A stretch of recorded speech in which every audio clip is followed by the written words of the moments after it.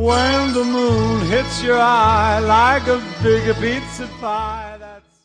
At age 20, after graduating from the University of Colorado, I joined the school's European tour designed for the honor students.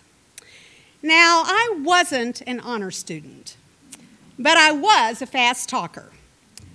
My goal, to see the world and strike out on my own. Europe opened doors to a new world for me, floating on a barge in Venice or tripping through a field of sun-kissed tulips in Holland was extraordinary. By the time our tour arrived in Florence, we'd been traveling for over 2 months, so we chose to hang out at a place called the American Bar near our hotel. One night, I noticed a young man in a white dress shirt and dark trousers. His jacket was casually draped over the back of his chair. I watched as he leaned in closer to his friends, punctuating what he was saying with wild Italian gestures. "You wouldn't believe my job," he said dramatically in broken English. "It's driving me crazy. I'm thinking of running away." After a few minutes, I got up to go to the restroom. As I passed by his table, I could feel his eyes on me. Just a quick, flirtatious look. Embarrassed, my face turned crimson. I looked away, thinking he'd caught me looking at him. You see, flirting didn't come easily to me. Unlike some girls who bat their eyes at the best-looking guy, I was awkward. Cute I was, but my hair was windblown, my skirt too tight, my nails bitten way too short. Movie star I was not. The next time we visited the bar, Mario, who was 26, introduced himself to me. Though his English was not good, nor was my Italian, he invited me to join him. I was pleased, but timid. Instantly, Mario put me at ease. Though he wasn't conventionally handsome, his energy was contagious.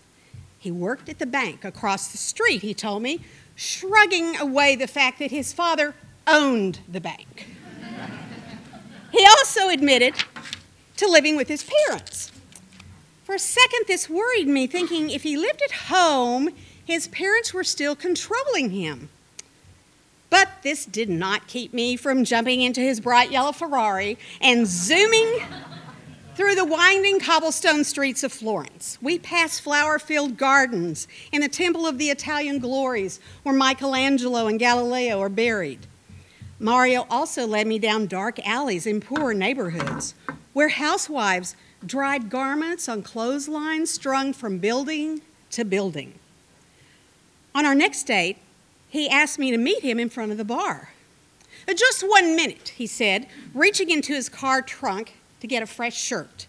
In a flash, he unbuttoned and removed his work shirt, tossing it into the back seat.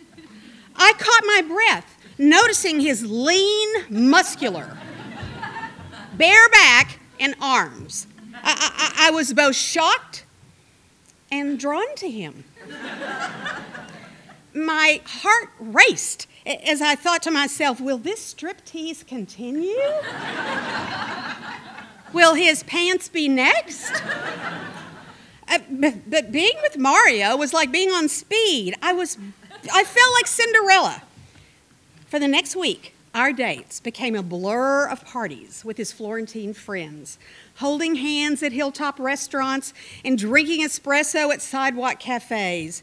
It was magic to celebrate the beauty of Florence with Mario.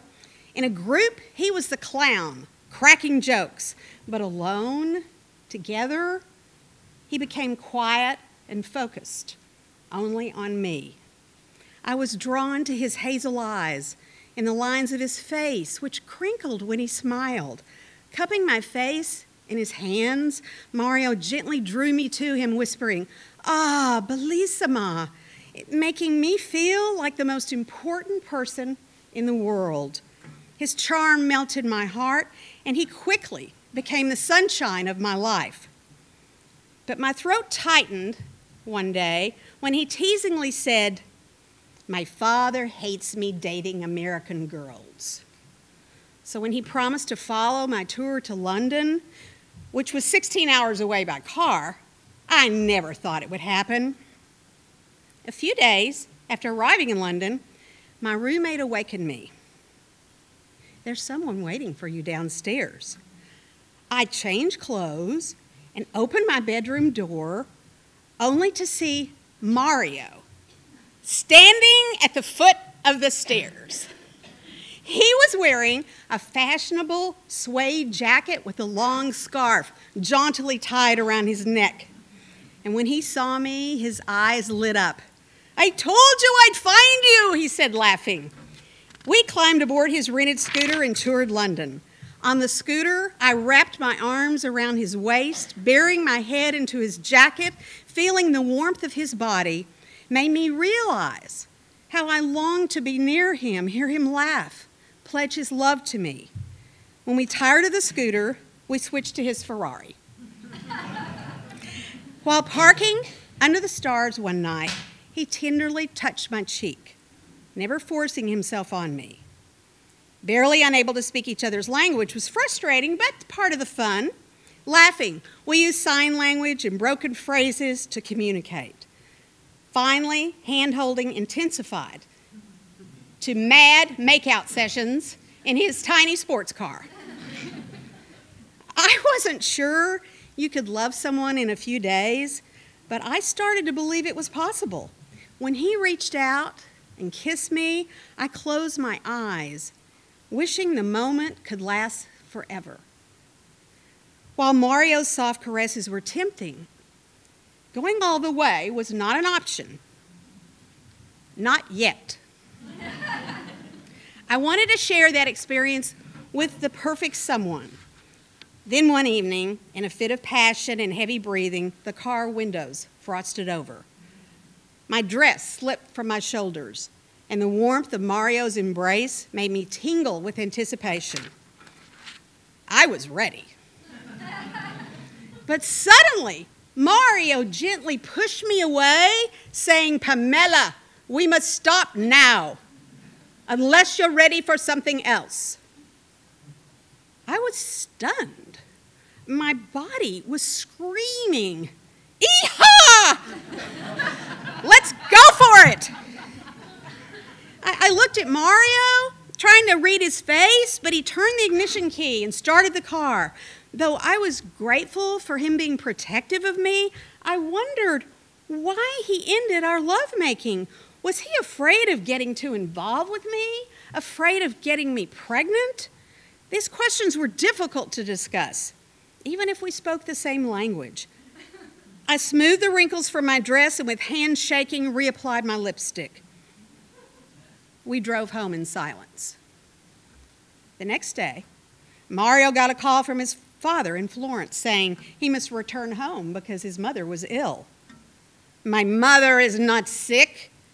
My father said that to get me home," he said angrily. My stomach knotted in pain as I realized the truth about Mario. He seemed like a free spirit, but his family ran his life, and he allowed it. Suddenly, he seemed small. Being on my own, making my own decisions was important to me. And though I was hurt, I felt my relationship with Mario was a life-changing event. He taught me the art of loving. He was tender, sweet, and giving. After a tearful farewell, my heart sank as I saw him drive off into the London traffic. But this story has a happy ending. 6 years later, I met and married my own Italian from New Orleans, Rosario Ciaccio. And we've been married for over 30 years. And do you know what has kept us together? Hot sex.